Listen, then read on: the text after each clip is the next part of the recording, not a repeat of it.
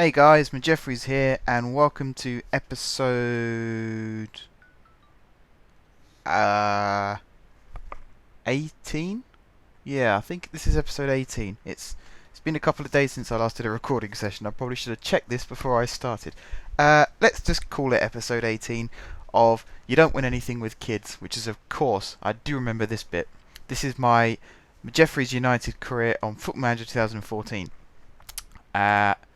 Now, normally I don't do away matches, as you've seen. I did a couple to start with, and then I started skipping them and only did home matches. However, we have got Staines in the FA Trophy third qualifying round, and that is a match that I don't think we should miss, because it's a trophy, and it could be a trophy that we end up winning. So, may as well go in for it and record episodes playing those matches. You'll also see here, David Stevens. I put in a bid for him. Whether it gets accepted or not, who knows, but first of all, I know David, of course. Anyone who's watched my Barnet series on FIFA 13 will know why I know David. Also, because I'm short on cover at centre-back. And the left-back position's a bit dodgy as well, so if I end up having to move Cartwright out at left-back, I need someone who can fill in the centre. So, he's just a player who can play centre-back as well. So, I think that's all the housekeeping done. Let's see what's going on. What else is there to talk about? Not a lot, really. My schedule video should be going up soon. It will probably be online by the time this video goes out, actually, so I don't know why I decided to say that. Yeah, hopefully I can carry on with the schedule. I hope you guys like the schedule and like the idea that I've got in the schedule. There should be plenty of stuff that's going on for everyone to enjoy, and I'm doing that trick again where I'm talking about something completely different to the series that I'm recording. Right, let's leave the schedule for now. Let's leave the schedule behind us and let's focus on the football. Robert Grant has suffered a chest injury after overexerting himself in the weights room. We'll let the physio take care of that. I'm not a big fan of doing injections for any reason. First of all, I don't particularly like needles being stuck in me. Second of all, it does do more damage than good. So I'd rather lose a player for one match than lose the same player for 10 matches. Even if it's a really important match coming up, I'd still rather not risk it. I'd rather have the understudy come in, even if he doesn't play a very good game. Barnet want 250k for Stevens, 75k up front, and 175k over 48 months. 50% percentage of profit from next sale. I think that's fair enough. Yeah, I think that's a fair enough deal. Apparently I'm newly promoted. Oh, no, that makes sense, because in the editor I set it up that I'd won promotion from the division below, which is the English Premier Division South, I think it's called. Something like that, English Premier South. I basically copied the same league that St Albans were in. So I assume that would be the way it would work. Anyway, Stevens is currently considering a contract offer from his club, but rumours are still linking the player with a possible move to newly promoted Jeffries United. Hopefully that's where he ends up, at Jeffries United, because we need a player of his calibre. Especially for next season as well, and going up into the Football League. Having players with experience will be good. Be handy.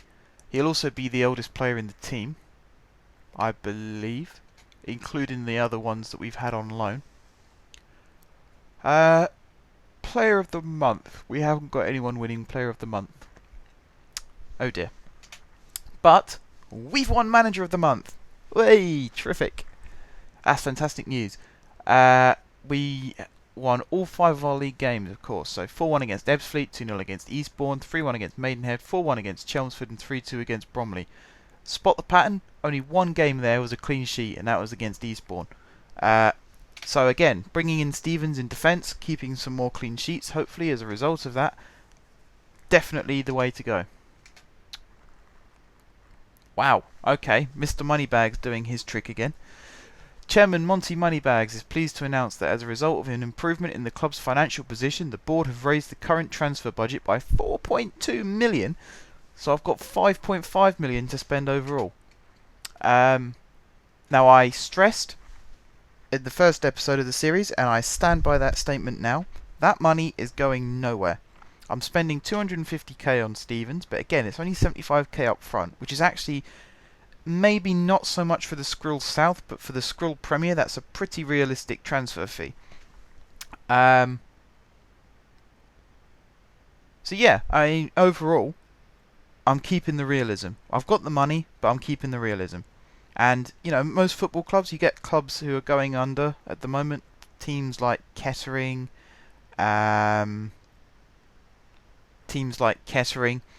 where they're about, I'm sure they're about £3 million in debt, which is a lot of money for a non-league club. So, what I've done with the money on this one is I've just made sure that I don't go under and I don't become that far in debt by having money bags throwing money whenever I've got a financial problem. That's all he's really there for, and that's all the money's there for at this stage.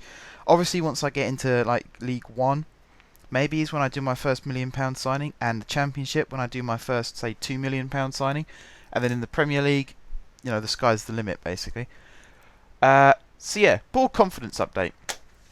To summarise, the board are pleased with your management of the team. This has been underlined by the fans' belief that your management has led to some good performances from Lars Beckhold. I've always said Beckhold was one to watch. However, some of the fans have voiced their concern over Niall Robinson's performances, and that is something that you should think about. So, yeah, Robinson not having a good time at the moment. We're losing 307k for the last month, but we're in a secure financial position overall. The financial outlook for the club is looking relatively stable.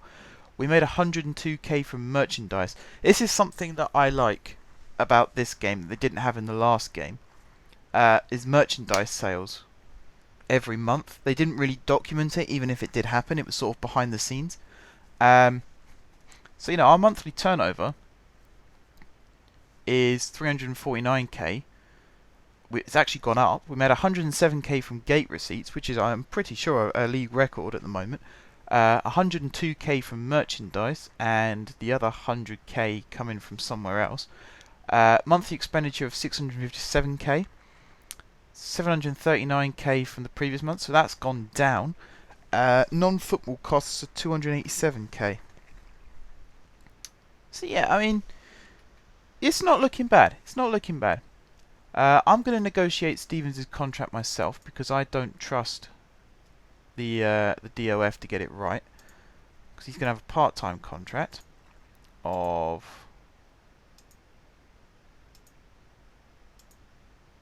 2 years. Let's say a wage of about, what's he on at the moment?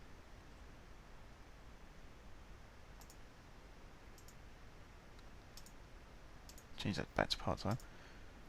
He's on 800 at the moment, so I think if we double that,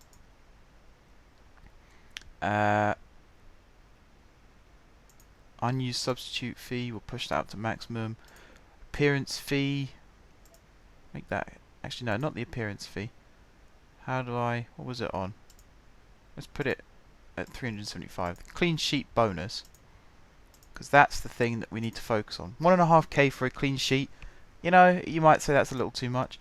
10k loyalty bonus. Here's hoping. Oof, okay.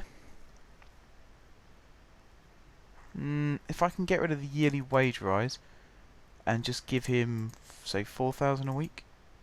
Yeah. Because then it'll go up 30% with each promotion, but it won't be going up another 10% because of the yearly wage rise. So if he's happy accepting those terms, and if he signs on those terms, then that's brilliant. Bit of a dilemma here, folks. I was going to show the Staines match in this episode, but I've rambled on for so long that actually we've run out of time. So what I'm going to do is end this episode here, and then the next episode we'll have the Staines match. That sounds fair enough to me. So let's do the end of video spiel.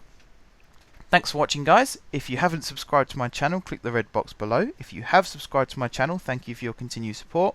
And until next time, I will see you soon.